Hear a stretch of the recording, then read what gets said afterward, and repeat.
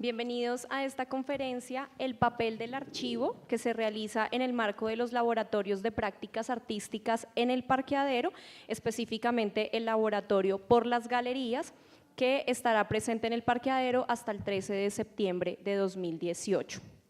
¿Pueden los papeles que en un principio se proyectan para una vida corta, como afiches, invitaciones, volantes y prensa, convertirse en documentos que ayuden a trazar una cronología del arte en la ciudad? ¿Qué motiva a una persona a coleccionar estos papeles y a una institución a resguardarlos? En esta oportunidad nos acompañan Beatriz González, Camilo Andrés Páez y Natalia Gutiérrez. Beatriz González es artista e historiadora, ha desarrollado proyectos de investigación sobre la historia de la caricatura en Colombia, el arte del siglo XIX, la expedición botánica y los artistas viajeros, entre otros. Como artista ha expuesto individual y colectivamente desde 1964 hasta la fecha, ha estado vinculada a distintas instituciones en Bogotá, como el Museo de Arte Moderno, como directora del Departamento de Educación entre 1970 y 1983, al Museo Nacional de Colombia entre 1989 y 2004 y como curadora jefe. Desde 1985 es miembro del Comité Asesor de Artes Plásticas del Banco de la República. Camilo Andrés Páez es historiador de la Universidad Nacional de Colombia, magíster en análisis de problemas políticos, económicos e internacionales contemporáneos de la Universidad Externado y el Instituto de Altos Estudios para el Desarrollo. Fue becario en 2008 de la Fundación Carolina en el curso El Libro Antiguo, Análisis, Identificación y Descripción de la Universidad Complutense de Madrid. Actualmente es el coordinador del Grupo de Colecciones y Servicios de la Biblioteca Nacional de Colombia. Allí se encarga de difundir las colecciones documentales para seguir aportando al acceso a la información. Además, asesora a la dirección de la biblioteca en la formulación, coordinación y ejecución de políticas y planes generales relacionados con las diferentes colecciones. Esta conferencia la moderará Natalia Gutiérrez del laboratorio Las Galerías. Buenas tardes, bienvenidos. Buenas tardes a todos. ¿Me escuchan? Listo. Gracias a todos por venir hoy a acompañarnos en esta charla. También agradecemos al Banco de la República, al Museo Miguel Urrutia y a IDARTES por el apoyo en este proyecto y a Camilo Páez y a Beatriz González por asistir hoy como invitados a nuestra charla. Esta es la charla inaugural del laboratorio Por las Galerías. Es un laboratorio que se enmarca en una investigación que venimos realizando junto con José Ruiz y Carolina Cerón sobre la historia de las galerías en Bogotá desde 1948 hasta hoy en día. Además de galerías, incluyen también espacios autogestionados y fundaciones. Esta investigación, por lo poco que se ha escrito sobre el tema, parte principalmente de la revisión de archivo. Nosotros nos hemos aproximado a invitaciones, volantes, catálogos, papelitos sueltos de las galerías, con el fin de trazar una cronología, identificar primero qué ha existido, trazar una cronología y con esto intentar contar una historia sobre estos espacios y también identificar cuál ha sido su rol en la formación del arte en Bogotá.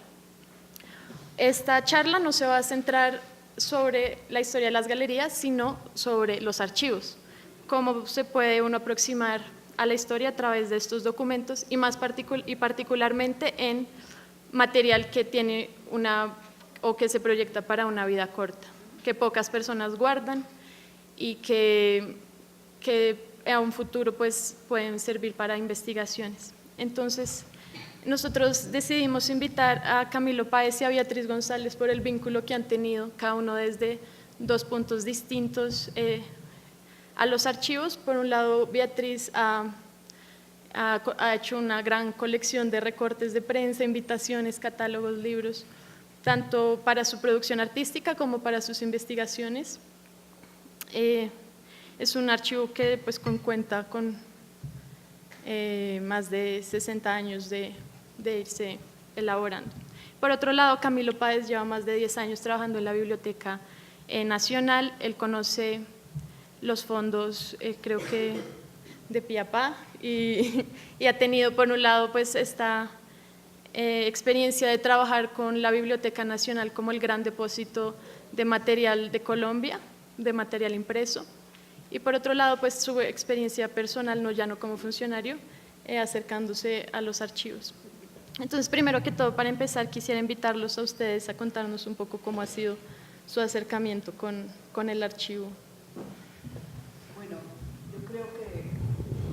yo creo que el mundo se divide en dos. Los que botan todo lo que hay a su alrededor, porque lo consideran mugre, y los que guardamos todo lo que está alrededor.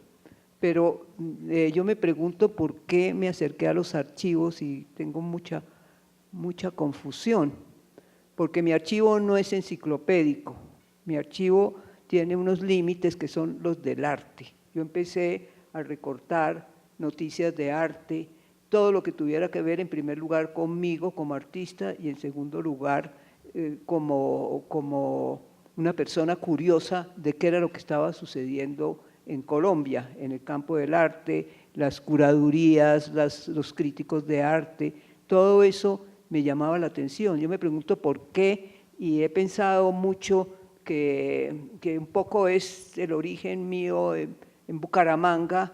Bucaramanga es una ciudad que tiene dos puntos relacionados con archivos.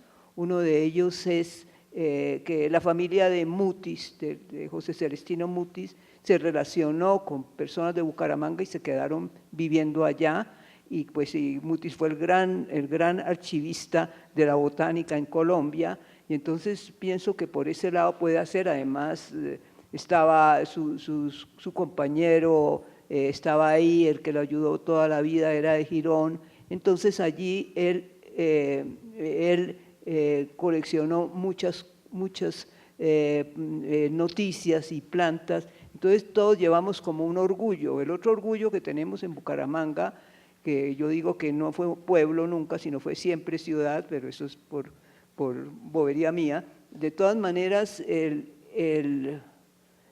había un gusto por coleccionar todo lo de Bolívar, porque una de las ciudades donde más estuvo Bolívar fue Bucaramanga, porque él fue a espiar qué sucedía con la convención de Ocaña, que estaba en un sitio en norte de Santander y quedaba cerca de norte de Santander y de Bogotá, entonces estaba en perfecta comunicación y escoge esa ciudad y allí pues se establece como un culto por la historia que representó el tener el honor de tener al Libertador todo ese tiempo. Es muy difícil encontrar una ciudad en que Bolívar haya permanecido 3 meses y sin embargo Bucaramanga lo es. Entonces yo creo que hay como una raíz, una cosa de historia en la ciudad. De todas maneras está el gusto por el archivo, y uno de los temas más importantes es el archivo de Girón, un archivo muy grande que estaba relacionado con la expedición botánica y que estaba relacionado con muchas cosas, pero resulta que el edificio de la alcaldía tenía un gran portalón, que en esa época para entrar los coches, y para un lado estaban los presos y para otro lado estaban los locos. Entonces mi hermana, que trabajaba desde 1970 o tal vez antes, 1970 con Colcultura, la nombró Gloria Sea como representante de Colcultura, siempre decía, se van a pelear los locos con los presos y van a prenderle candela al archivo, cosa que realmente sucedió. Entonces ahí tuvimos una conciencia de un archivo que fue quemado. Claro que mi hermana ya había denunciado que se había entrado un burro por el portalón y se había comido un poco de los archivos, pero luego ya llega el momento del incendio. Entonces mi hermana consiguió, ella era una persona muy inteligente, se relacionó con el gerente del Banco de la República, quien le concedió traer de España una máquina especial para restaurar los archivos quemados. Y era una máquina especial para eso. Mandaron a un muchacho de Bucaramanga, de la Universidad Industrial, que era entre otras cosas muy grosero, no hablaba sino con vizcaínos, como se dice. Y entonces lo mandaron a España. En España él cayó muy mal porque gritaba mucho, decía muchas groserías. Sin embargo, aprendió el oficio, compraron la máquina, el Banco de la República compró la máquina y la instalaron en la Universidad Industrial. Entonces, todos los que estamos alrededor de ese proyecto salvador del archivo de Girón, pues nos empezamos a relacionar con los archivos. Por eso estoy diciendo, son muy raros los orígenes, porque uno le da por recortar y a otro por votar. En Bucaramanga estaba Juan Cristóbal Martínez, que era un escritor, un intelectual muy inteligente, que entre otras cosas era morfinómano, pero era una persona extraordinaria, escribía muy bien, hijo de otro escritor que tenía unos periódicos de caricatura, entre otras cosas, y Juan Cristóbal era de los que votaban. Él se sentaba a leer y al lado tenía un poco de catabras, o sea, unos canastos que le ponen a las mulas para recoger el café. Entonces él ponía la catabra y empezaba a leer cualquier libro que le interesara, y arrancaba las páginas y las botaba. Pues para la basura se iba toda esa cantidad, porque él no quería tener ni un libro, sino que todo lo tenía que leer. Sí, hay muchas personas que no guardan cosas. Yo creo que Carolina, que está presente, es una de ellas, porque no guardan, porque no tienen la locura de uno de guardar todo, pero como digo, lo mío no es enciclopédico, y por eso yo me aficioné a guardar noticias de arte, y empecé muy temprano, y yo creo que eso fue lo que me marcaron esos antecedentes históricos. Bueno, no, mis historias no son tan interesantes como las de la maestra. Mi relación con los archivos sí nace con mi trabajo en la Biblioteca Nacional, con mi oficio como historiador.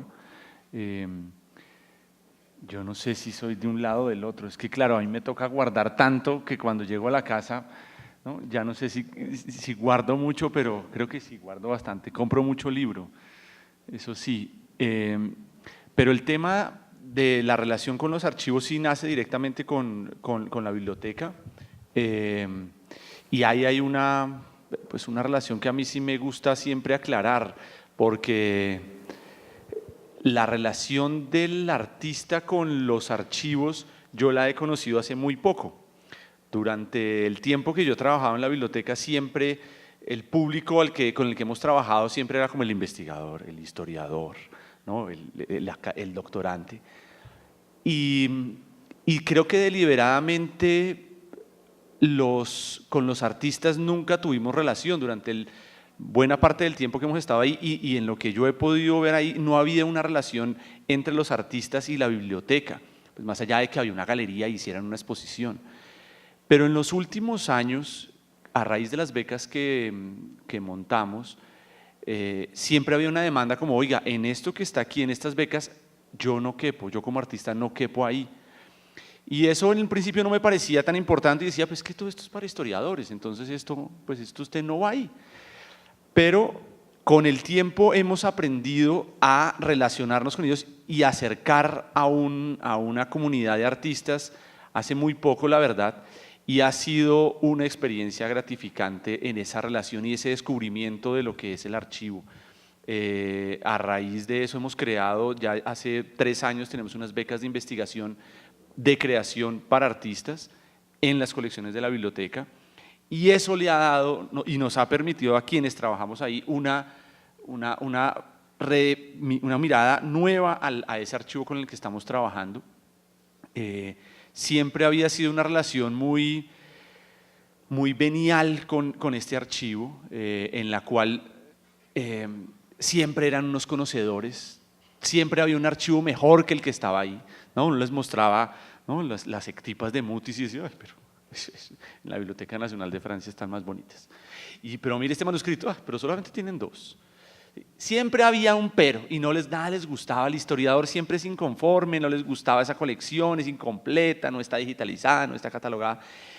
Pero el artista es lo más gratificante y lo más agradecido cuando uno le muestra las colecciones, traen más gente, se inventan proyectos, y eso ha sido, digamos, de una mirada nueva al archivo, porque todo lo que habíamos visto durante este tiempo, incluso pues documentos tan tan normales como puede ser la prensa, pues a los ojos del artista sí han sido un descubrimiento. Entonces, ese proceso en el que estoy, porque yo todavía sigo relacionándome con el archivo y estoy en la etapa de enamoramiento con los artistas, me la he disfrutado mucho y he aprendido un montón. Creo que ellos también han aprendido un montón, han encontrado unas colecciones a las cuales nunca accedieron porque nunca se les permitió acceder, y esa relación creo que se está fortaleciendo en este momento. Pues creo que buena parte de las actividades y buena parte de los usuarios que están llegando son artistas, y esa relación creo que ha sido como parte de esa etapa en la que estoy. Entonces creo que es una etapa de primero con la relación con historiadores, que fue un fracaso, que me llevó solamente a la biblioteca, y ahora que estamos con los artistas, que ha sido, pues bueno, que es un poco ver el producto de esta exposición, de cómo pensarse estos documentos pues diferente. Entonces no voy a hablar más. Bueno, es interesante lo que planteas sobre la diferencia entre cómo se acerca un historiador a un artista, a un archivo. Muchas veces el historiador, digamos que ve, bueno, no porque los artistas no lo hagan, pero digamos que ven siempre el archivo como un documento que es histórico y que debe ser intocable. Criticado. O, bueno, esa postura de la crítica al archivo, pues no la tengo tan presente por parte de los historiadores. Pero es interesante pensar, por ejemplo, en qué momento un archivo se vuelve una cosa coleccionable, y en ese sentido con una mirada valorativa, por ejemplo, en donde se reúne un archivo, se publica, queda organizado bajo unos estándares. ¿Y cuál puede ser, por ejemplo, la diferencia entre un archivo y una colección? ¿O en qué momento un archivo se vuelve una colección? ¿Y de qué manera una colección implica unos límites? Y muchas veces un archivo no, es como un proceso interminable del cual es difícil establecer unos límites. Y en ese sentido es muy importante también el archivista, como el archivista es alguien que está todo el tiempo nutriendo estos espacios sin tampoco muchas pretensiones, sino más como una promesa hacia el futuro de que este documento, pues no sé, una caja un paquete de, no sé, de cigarrillos, una caja de una crema de dientes en un futuro puede decir algo sobre el presente, o como una publicidad puede decir algo sobre el presente. Y por otro lado está la mirada del coleccionista, que sabe cuál es el valor de ese objeto en el presente. Entonces, en ese sentido yo relaciono más al historiador con el coleccionista y al archivista como pues otro tipo de sujeto que se aproxima a estos materiales. Y digamos tú, Beatriz, que tienes ambas aproximaciones, tanto de artista como de archivista, ¿qué piensas sobre lo que nos dice Camilo? Yo pienso que ese descubrimiento que hace Camilo de que los artistas somos más chéveres para aproximarnos a un sitio tan sagrado como la biblioteca, a buscar los archivos, y el desprecio de los historiadores de pronto por ciertos materiales, ¿no? Gombrich lo dice cuando está hablando de caricatura, dice, es que los historiadores llegan, o algo parecido, voy a decirlo de memoria, los historiadores llegan y buscan documentos importantes, documentos casi oficiales. A ellos les interesan son los decretos, los documentos oficiales, y no se detienen a mirar esos papelitos. Y esos papelitos son los que encuentra el archivista más ambición de coleccionarlos y de verlos. Yo inicié mi colección realmente de recortes de arte, pero yo era muy mala archivista porque no ponía fechas. Es que me fascinaba, eran los textos que yo veía. Por ejemplo, un día en la biblioteca, respetable Biblioteca Nacional, vino un español a dictar una conferencia y la denominó Consideraciones Generales sobre la Cultura Universal. Obviamente yo corté, es que era imposible que un señor serio fuera a hablar de consideraciones generales sobre la cultura universal. Yo en lugar de ir a la conferencia, lo que corté fue la noticia. Entonces me gustaba mucho ver avisos y se me inspiraba en mi obra. Por ejemplo, yo hice una obra de un afiche, más que un afiche, un catálogo para mi exposición en Garcés, en que mostraba, en que cogía un aviso, en que se ofrecían toda clase de obras. Así, va a estar Cézanne, no sé qué, no me acuerdo ahora el texto, tal vez Natalia se acuerda, pero era un poco consideraciones generales sobre la cultura universal. A mí me parece que esa aproximación mía hacia el archivo era de artista, eran curiosidades como era la misma obra mía. En una foto que no he localizado en este momento, en que hay 2 señoras en Buenos Aires mirando 2 camas mías de esas de metal, y un poco aterradas, está mirando, esto es una curiosidad, esto no es arte, ¿no? Entonces, yo creo que parte de la inspiración de mi obra y de mi archivo comenzó cortando noticias que podían inspirarme a mi obra, y por eso no ponía fechas, ¿para qué? Si es que me estaban inspirando a mí. Y después pues le ha tocado a los pobres Natalia y José ponerse a buscar en los periódicos para fichar ciertas noticias que realmente sí eran importantes, pero en el momento en que me volví, que tenía que cortar todo lo que tuviera que ver con arte, eso perdí el control. Un archivista no debe perder el control, pero yo lo perdí. Entonces afortunadamente ellos aparecieron en mi vida y están organizando, porque ya no se podía saber. No solamente estaba lo que inspiraba mi obra, sino todo lo que yo encontraba, los artículos de arte, porque como además me volví escritora, me volví historiadora, como decía Darío Jaramillo, es que Beatriz tiene muchas camisetas, entonces con todas esas camisetas empecé a multiplicar mis intereses, que se centraron fuera del arte en la investigación de caricatura, que fue tal vez una guía para el archivo. No sé si contesté la pregunta.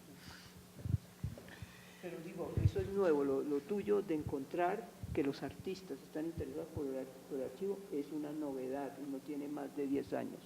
Bien, me alegra mucho eso porque yo me siento en una novedad y tenía el temor de que eso ya estuviera desde hace mucho tiempo avanzando así, pero creo que, claro, esos espacios se les cerraron durante mucho tiempo a los artistas, claro, como galerías o como espacios para exhibir, pero la relación que se ha establecido la biblioteca en los últimos años con los artistas, digamos, de poder montar un mural de Toxicómano en el hall central, de poder montar performance en el atrio, de poder tener exposiciones, creo que le ha renovado esa relación y los ha traído, y eso ha sido muy enriquecedor. Creo que estamos aprendiendo de eso, pero en el marco de esta reflexión y sobre el concepto de coleccionista, creo que el artista ahí tiene mucho que aprender de estos coleccionistas que conocemos y que América Latina tiene varios ejemplos, que es lo sistemático de organizar una colección,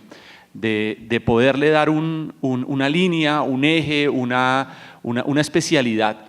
Y en eso pues los artistas son expertos, digamos, generalmente tienen unas líneas en las cuales se montan y sobre eso van haciendo unas investigaciones, y de hecho, si nosotros, y eso es un poco parte de esta reflexión, si nosotros tuviéramos los archivos de los artistas, otra cosa sería la historia del arte, pero no los tenemos, ¿sí? O tenemos muy pocos, ¿sí?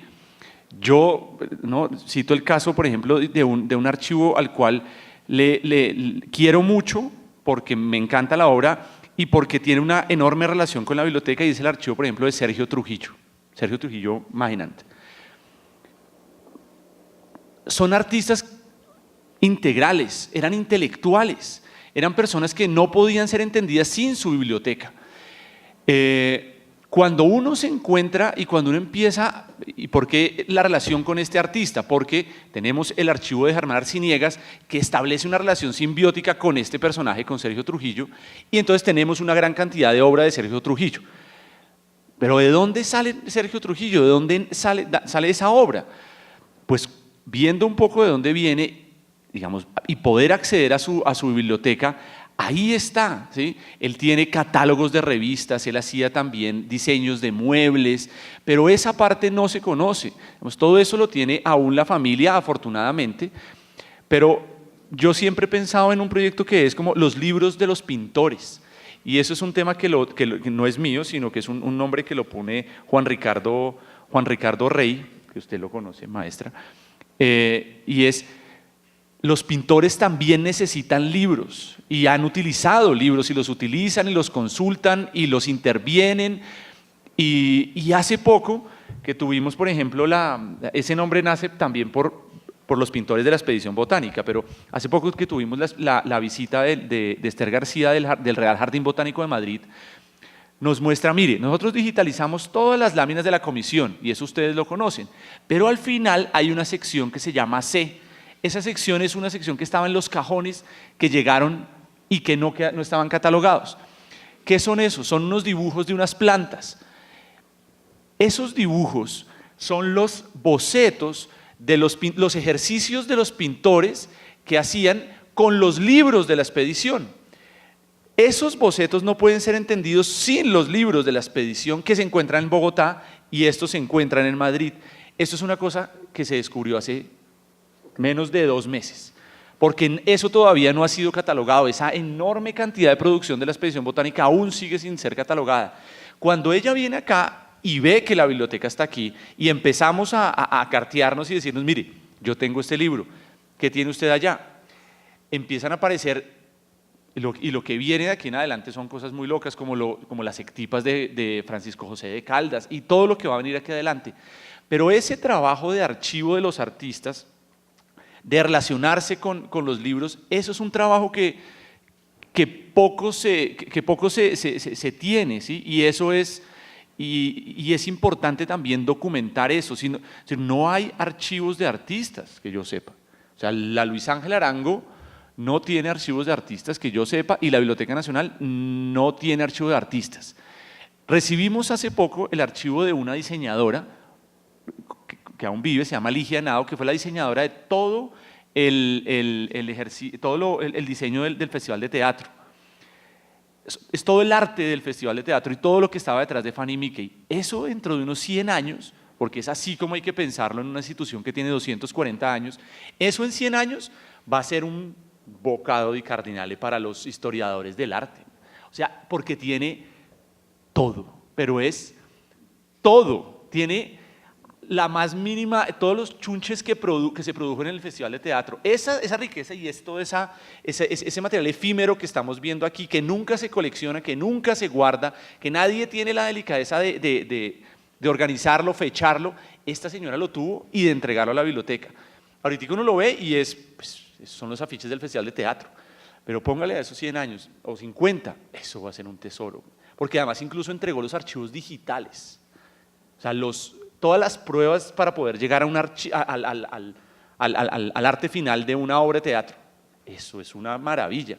Pero eso no lo tenemos acá, no hay una cultura del archivo y el artista, yo creo que aún es incipiente esa relación con el archivo y eso le cuesta a quienes se dedican a hacer una historia de este arte o de unas galerías, pues porque les toca hacer básicamente arqueología. Y eso es un poco lo que estamos viendo ahí, cómo llegar a esa... Sí, no está, la prensa es como el único gran acervo que va a estar ahí, pero no, y las colecciones privadas, que ese es el otro gran filón que tenemos y que siguen, pero que las colecciones privadas nadie sabe lo que tiene y que cuando la persona muere, pues termina en una caneca. Eso es fundamental y ese proceso de recuperación de las colecciones privadas creo que es fundamental insistir en eso.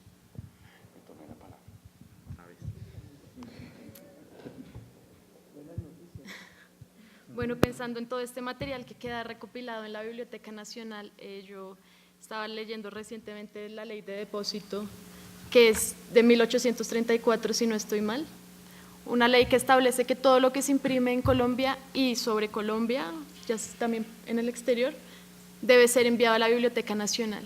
Entonces yo me preguntaba, la cantidad de cosas, es como una tarea titánica la que se propone esta ley, pero de alguna forma es como la apuesta también al archivo, como tal vez esto, no sé, la gráfica popular o incluso juguetes guardan en la Biblioteca Nacional, como este material que se imprime de pronto en este momento no tiene un valor o no La biblioteca le apuesta a conservarlos, no solamente pues a guardarlos, conservarlos, restaurarlos si es necesario, y le apuesta, y divulgarlos, muy importante, y le apuesta a una cosa que es incierta, y creo que ahí también radica un poco el trabajo pues archivista, que me parece muy valioso, sobre cómo de pronto en este momento uno no tiene las herramientas para juzgar ciertas cosas o no tiene suficiente distancia histórica, y cómo instituciones como estas o personas que se dedican a archivar permiten que en un futuro pues se pueda investigar. A nosotros nos tocó vivir. Prendámoslo, sí. A nosotros nos tocó vivir cuando el Archivo Nacional estaba en el edificio de la biblioteca.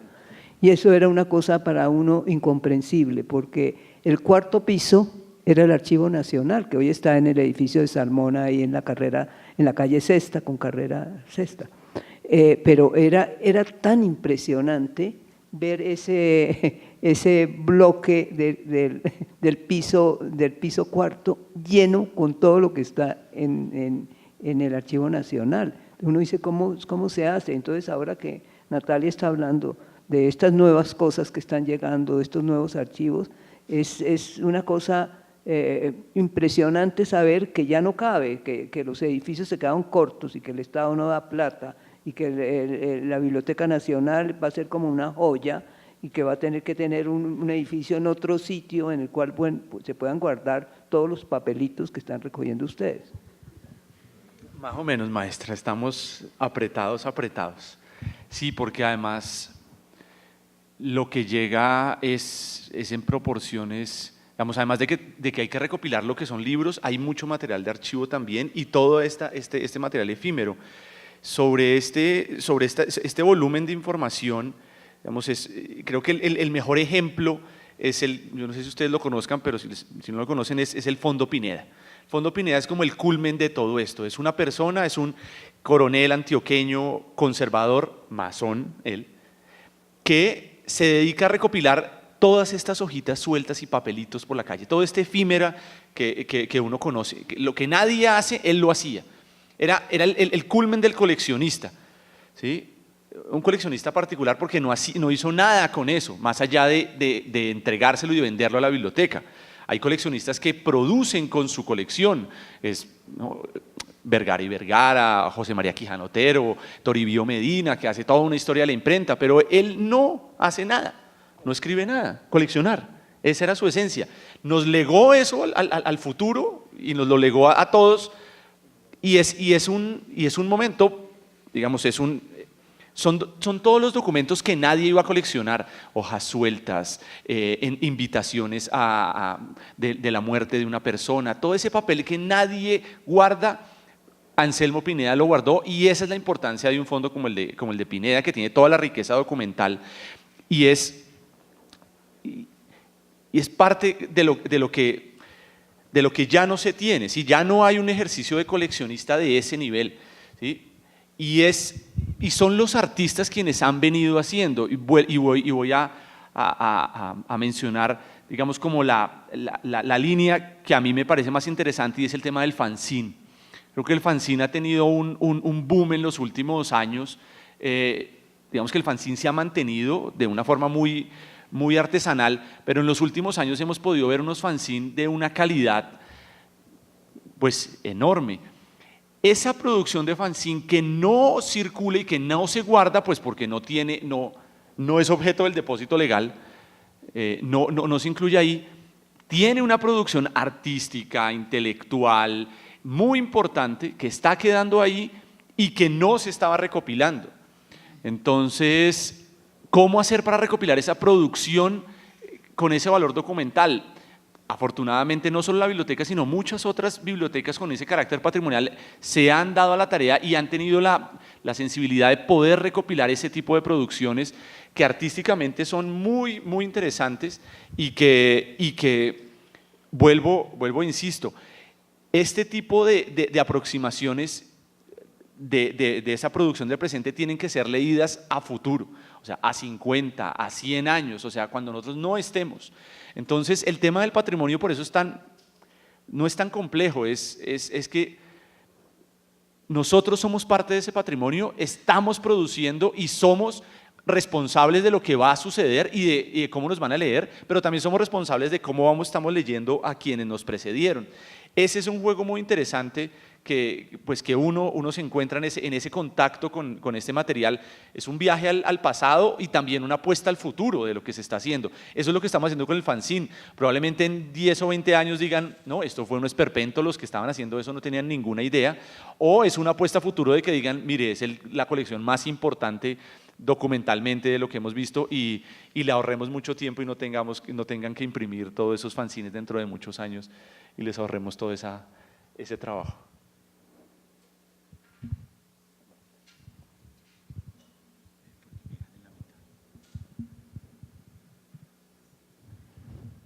Bueno, es interesante también esto que dices de imprimir. Ustedes ahorita que vayan a la sala del parqueadero van a ver, nosotros imprimimos más de 10.000 documentos.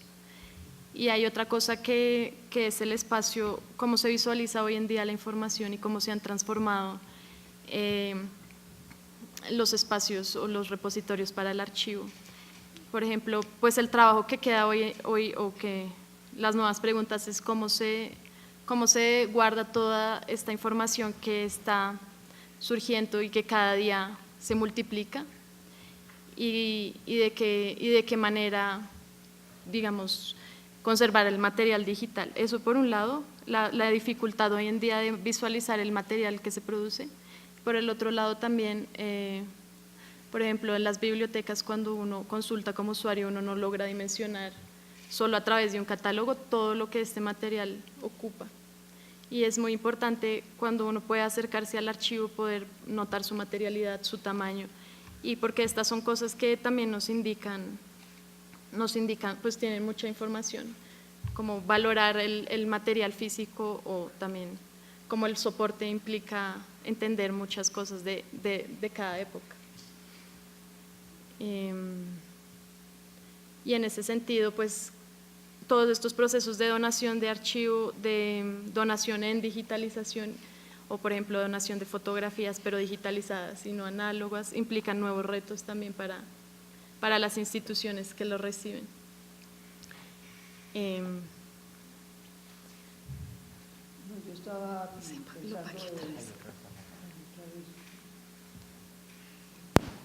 Yo estaba pensando en mi archivo, porque se divide en dos y ahora está claramente dividido porque tomé un apartamento para el archivo, como le podemos llamar, el archivo universal, que es el archivo que tiene otros temas distintos a mi persona, a mi obra, porque en un momento una fotografía se convierte en fuente, un recorte de los suicidas del Cisga, que es como una joya, se convierte en fuente de una serie de cuadros y en fuente de un cambio de mi obra.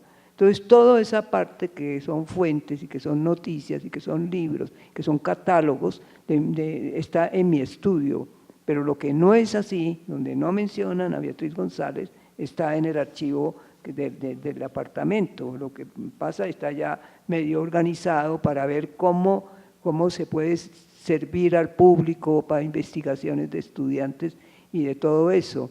Pero ahora el archivo para mí más importante es el que tiene que ver conmigo y el otro no me resulta hoy en día tan atractivo porque por muchas razones, pues no está clasificado, no está metido en un computador, todas esas cosas. Entonces ya pasados los años, y como decía una carta del Museo Nacional, próximo al fin de mi existencia, empezó una señora, una carta, próximo al fin de mi existencia, yo pienso, ¿qué va a ser de eso? Porque como mi hijo es de los que votan, al otro día va a votar todo, pero pero yo sí pienso qué va a pasar, a dónde lo debo, es un problema que tenemos muy grave con mi marido, porque mi marido sí es un guardador enciclopédico. Entonces él sí tiene la ciencia, él le fascina todo, entonces todo lo corta. De todas maneras tenemos esos archivos, ¿qué vamos a hacer con todo eso? Nosotros tenemos 6 bibliotecas como especializadas y toda una cantidad de detalles, de cosas muy personales. Entonces, la intriga de uno próximo al fin de mi existencia es qué va a pasar con todo eso. La Biblioteca Nacional está atiborrada. Pero ahí le hacemos campo, maestra. La biblioteca Luis Ángel Arango deja todo guardado en cajas porque no existe dentro de la biblioteca un cargo que se llame archivista. Entonces, desafortunadamente, como no existe en el Banco de la República el nombre de archivista, entonces no hay nadie que se encargue de los archivos, sino están guardados como si fueran libros, como si fueran papeles, como si fueran documentos, pero no con el sentido de archivo. Yo me acuerdo en un momento cuando se inauguró el nuevo edificio, todos los que íbamos a leer cosas, veníamos aquí a la Luis Ángel, anotábamos en las tarjetas o errores, Jorge Orlando Melo, todos veníamos acá y marcábamos, este es un error, y agrandamos la información. Cuando llegaron los computadores a la nueva biblioteca, botaron todas las tarjetas, que ya no se necesitaban, pero no se dieron cuenta que tenían intervenciones de todos los que estábamos investigando y marcando en las tarjetas cantidades de errores que había, ¿no? Entonces eso fue a la basura. En los Andes también, cuando llegaron los computadores, botaron todas las fichas nuestras de admisión, que hubiera sido un gran cuadro. Creo que Lucas Ospina trató de hacer o hizo una obra de arte basada en esas tarjetas que recogió de la basura. El periódico El Espacio botó las fotos. Hoy día me han regalado y he recogido y he donado al banco cosas del espacio. Entonces hay un desprecio por los papelitos, en realidad, y el gran problema es uno que tú estás planteando, decir que hay artistas que regalan sus archivos, como el de sí, todos esos, entonces uno dice, la biblioteca es muy chiquita, ¿cómo voy a donar mi archivo allá para darles más problemas? Entonces, esa es una inquietud que tiene uno realmente cuando uno es archivista. ¿Qué va a pasar con todo esto? Pero vamos a hacer un nuevo edificio, maestra, tranquila, eso ahí cabe, tranquila. Sí, no, eso es una gran preocupación, y es que ahorita tenemos un archivo enorme de un valor histórico y documental increíble, y estamos pues en un proceso, es muy lento, eso requiere mucha gente, y es lo que dice la maestra. Y aquí hay un tema que yo quería tocar hace rato, pero que no es obvio para nadie, sino para quienes estamos ahí metidos, y es la delgada línea entre el archivista y el bibliotecólogo. Cuando la biblioteca y el archivo eran uno solo, yo no sé cómo sobrevivía esa gente ahí, ¿sí? Y lo peor, cuando el archivo se tuvo que ir, ¿cómo fue esa decisión? ¿Qué se va y qué se queda? Pues ahí por eso quedó el archivo de los comuneros en la biblioteca y se fueron los libros de Pineda para el archivo. Pero pues esa división nunca va a ser perfecta. Pero esa delgada línea que lo separa el documento, ¿sí? El documento está tanto en el bibliotecólogo como en el archivista, crea problemas, y es un poco lo que está planteando la maestra. Es, si una biblioteca no tiene un archivista, ¿cómo describe sus archivos? No, entonces, si no los tiene, pues se quedan quietos. Nosotros hemos hecho un experimento para evitar dejarlos quietos, y es catalogarlos, haciendo un híbrido ahí, pero tenerlos, porque a nosotros nos llegan archivos de escritores. Entonces fue el caso del archivo de Germán Arciniegas, de Osorio Lizarazo, de Danilo Cruz Vélez. ¿Cómo dejar esos archivos ahí? Pues hay que volcar esa información de alguna forma a un registro bibliográfico, o sea, un registro de libros, pero es un documento de archivo. Eso, si uno sabe de lo que se trata, eso es un anatema. Pero entre eso o tenerlo escondido, pues escogimos el anatema y podemos decir, estamos innovando. Pero claro, a la luz de cualquier archivo, por eso lo hizo un historiador, no lo hizo ni un archivista ni un bibliotecólogo. Entonces solucionamos un problema, pero pues creamos otros que luego solucionaríamos. ¿Cómo describir? Y ese es el gran problema. hacer el ejercicio de describir esos archivos. Ese es como el gran dilema y es pues como la apuesta de quienes están construyendo su archivo de su obra y el archivo del trabajo de su vida, poder documentar eso, incluso los archivos de las carpetas de un computador. O sea, es como simple orden mental poderles poner fechas y migrar y guardar eso en PDF, sino en Word ni en Excel. Es decir, como un poco ¿cómo es? Urbanidad digital, una cosa así. ¿Sí?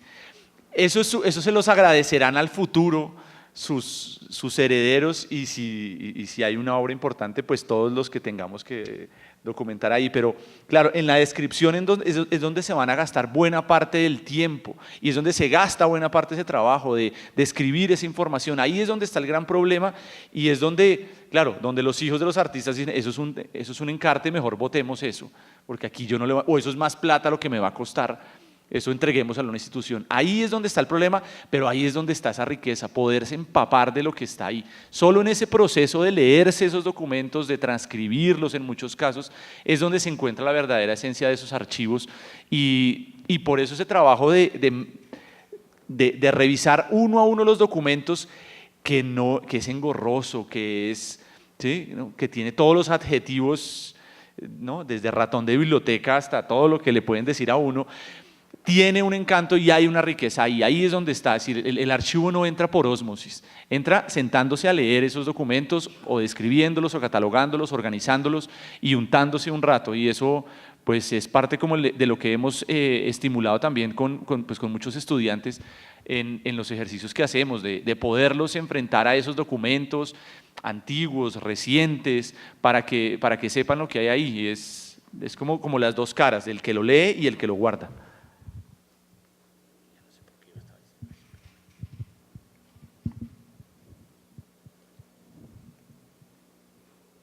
Bueno, entonces en ese sentido, pues por un lado está la persona que describe los documentos y en una segunda fase ya el historiador que se aproxima o el escritor que se aproxima como con una postura histórica de estos archivos.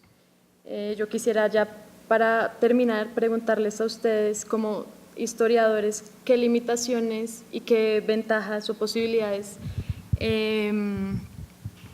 han encontrado trabajando con documentos de este tipo. Que no bueno, una cosa que no he acabado de entender es que es una historia que Teresa Cuervo, que fue directora del Museo Nacional como 20 años, y se tomó, una de las cosas que hizo bien fue empastar no solo todos los catálogos de las exposiciones que hizo, sino también empastar todos los documentos del museo desde 1881. De 1781 empieza a guardarlos y mandó empastar en esas empastadoras maravillosas que había todos los tomos. Hace unos años, unos 5 o 10 años, llegó un decreto o se acogieron a un decreto rarísimo que donde los documentos que tuvieran las instituciones nacionales debían ir al Archivo Nacional.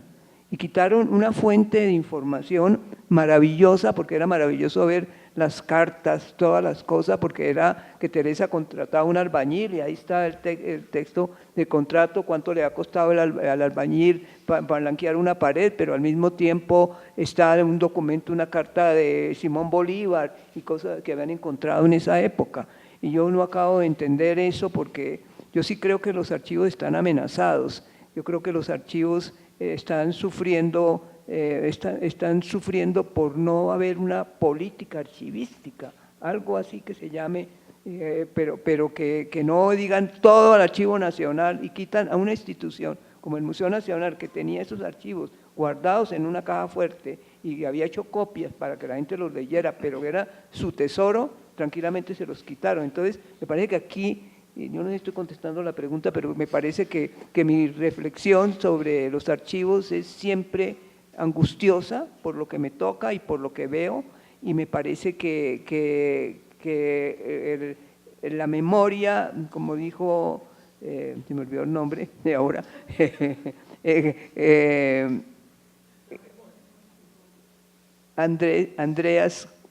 Andreas, sí, bueno, en todo caso,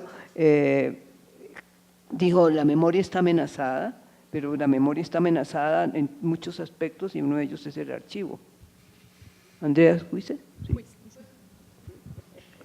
Sí, creo que lo dice la maestra. El principal problema que tiene como uno, o como historiador, quien se quiere meter, sea como historiador, como artista, como literato, porque es que los literatos también están súper metidos con los archivos de escritores, y eso también es una delicia. Es que no hay archivos. Uno, porque no tenemos esa, digamos, esa cultura política de guardar los archivos. Es que cuando, yo no he ido a Francia, pero uno ha leído, digamos la teoría archivística está allá porque ellos se guarda todo, están las grandes escuelas de archivistas, están allá, se forman los archivistas para dirigir las instituciones, ahí está toda pues como la teoría, y hay una disciplina para guardar eso, aquí no hay, o sea, se acaba un periódico y ahorita el Mundo de Medellín pasó de ser diario a semanal, y en unos años va a desaparecer. Cuando desaparezca ese archivo, botan todo, no existen archivos de periódicos, por ejemplo. No hay, no existen archivos de editoriales, no hay, no tenemos archivos de escritores, no hay, nadie los guarda, todos los botan. Ese es el gran problema, no hay información. ¿A dónde están? Uno, o terminan en una universidad norteamericana, dos, o terminan en colecciones privadas, o tres, o terminan picados, ¿sí? Pero no hay archivos. Todos los archivos han sido destruidos, no están guardados, no están catalogados, no hay. Lo poco que tenemos, o sea, hay mucho, pero eso no es nada comparado con lo que tenemos. Y esto es aquí, en Bogotá, hoy, a 9 grados de temperatura. La historia de Cartagena. La historia de Cartagena se botó al mar. No hay forma de hacer la historia de Cartagena. Quibdó, Pasto, no hay. Y eso es Bogotá, que nos va medianamente bien y que tenemos un clima raro, pero agradable para los archivos. Pero en serio, Cartagena, Barranquilla, Santa Marta, Quibdó, eso, Panamá. Todos los panameños tienen que venir aquí a Bogotá, pues claro, pues porque buena parte está su historia, pero es porque aquí están sus periódicos, porque no hay periódico que sobreviva a esa temperatura. Ese es el gran problema, no hay información. La información se destruyó.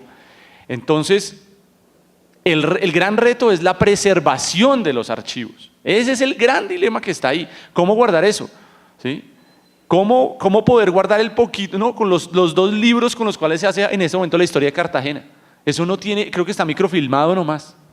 ¿Sí? Y ahí están los 2 libros fritándose el calor de Cartagena todavía. Pero eso no se ha lo que pasó con Honda, cuando uno ve cuando ese archivo cae al río, que eso pasó hace 5 años. ¿Sí? Con redes pescaban los libros para venderlos. No, la pólvora, los mejores voladores se hacen con papel de archivo. Los mejores voladores suenan, los voladores que los que suenan bueno son los que son de papel de archivo. ¿Sí? Eso es lo que le cuentan a uno en Popayán. En Popayán, tienen que ir a Popayán.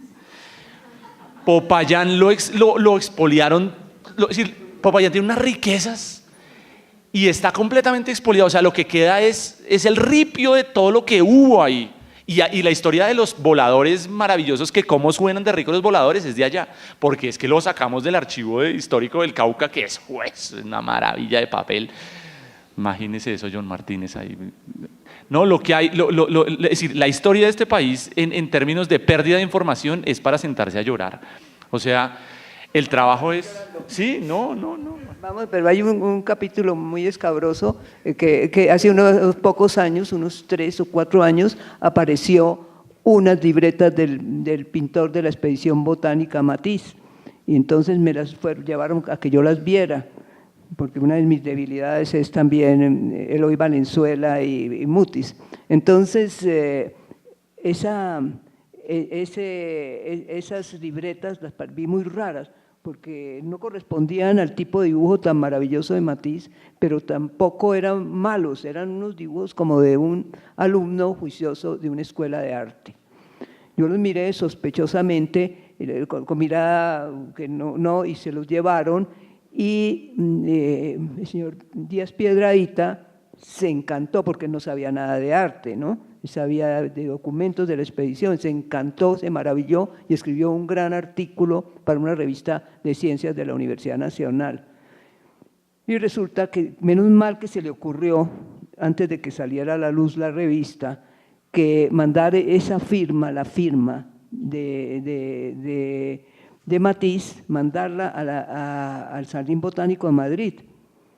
Allá contestaron diciendo que eso era falso porque nadie firma dos veces igual y que estaba calcada la firma de las láminas y que estaba repetida porque nadie firma dos veces igual. El señor le tocó correr a la imprenta a que arrancaran las páginas del artículo elogiosísimo del gran descubrimiento que se había hecho, pero el caso es este, que yo dije, bueno, pero yo vi el papel y el papel era original, el papel era un papel antiguo del siglo XVIII. ¿Qué es eso? Yo, no, eso se lo vendieron, un señor lo recogió del incendio de Girón.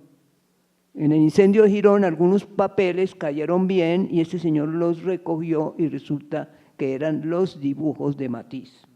Y esa era la historia, porque los falsificadores tienen las historias más maravillosas del mundo. Los falsificadores son los grandes historiadores del país. Entonces contaron la historia del incendio y cómo había encontrado entre las cenizas un señor de una notaría, había encontrado los dibujos de Matisse. Eso sí, no estaban ni ahumados ni nada. Entonces, toda esa historia del archivo, entonces yo descubrí que el señor era un notario, y el señor notario tiene muchos libros antiguos. Entonces, ¿qué es lo que hacía? Consiguió un estudiante virtuoso y arrancaron las hojas de los viejos documentos y ahí sobre eso dibujó el alumno. Y así trataban de vender, todavía andan por ahí por el comercio en Medellín y en todas partes ofreciéndolos, pero era un poco como ese destino del archivo de Girón y del archivo de las cosas de Eloy Valenzuela, y cómo esas cosas se prestan a la imaginación maligna de los falsificadores. Bueno, esta cuestión de que los archivos están en peligro también plantea una pregunta por la postura qué postura se puede tomar frente a la historia del arte, no solamente del arte, sino también pues en este país, qué actitud se toma frente pues a la construcción de historia. Es que a mí me interesa más, es decir, obviamente faltan políticas públicas para ver qué se hace con la cantidad de historias, de teatro, de cine, de literatura y lo demás, cómo se conserva eso.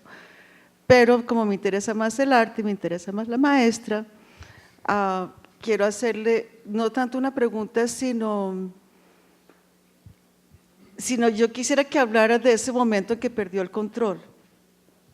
Porque yo me acuerdo cuando yo era su asistente, que todavía las clasificaciones algunas eran arte. Yo me acuerdo que usted tenía un sobre manila con todos los recortes de Carlos Caicedo, porque yo conocí a Carlos Caicedo a través suyo y toda su relación con la reportería gráfica, pero después eso, digamos, yo no sé cuántas clasificaciones tiene el archivo de Beatriz, debe ser una cosa gigantesca. Entonces me interesa, es como es como la construcción del archivo más que cualquier otra cosa, si puede hablar de eso. Mi maestra querida. Pero yo creo que eso lo puede contestar Natalia o José, de cuántas clasificaciones hay en día, porque sí, había uno que eran artistas, había otro que era todo lo de Carlos Caicedo, había todo lo de las fotos de Turbay, había, ¿qué más? Bueno, está, digamos, la parte de… Lo que es interesante, digamos que no todas las categorías fueron claras para Beatriz desde un comienzo, sino que uno puede ir rastreando por el tipo de temas y hablando con ella cuáles eran los ejes. Entonces, por un lado están todas las instituciones de Bogotá, pues Museo de Arte Moderno, Museo del Banco, Museo Nacional, Colcultura, Ministerio de Cultura, y también estas son grandes archivos, pues como tienen harto material porque son en las que ella está vinculado, pues menos el Ministerio de Cultura. También están artistas colombianos, cualquier nota que sale de artistas colombianos, y también son más amplios los artistas que ella sigue, como Débora Arango, Luis Caballero. Hay también crítica, Doris Salcedo, claro.